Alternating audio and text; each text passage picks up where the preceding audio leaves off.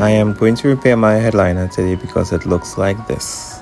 Now above my head it doesn't look as bad, but as I'm watching it now it looks terrible.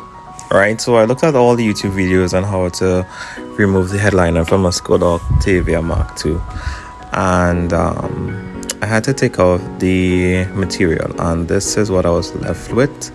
That's the actual sponge that dried up. Right, so I just use this tool to get rid of all the dry dead sponge that's stuck on it. Right, it was easy to come out with this tool. Right, however, I did use an adhesive after cleaning it out, making sure there's a rough surface for the glue to adhere to. I mean, I did try my best. Okay, it's not perfect, but I did try my best, and this is how it looked.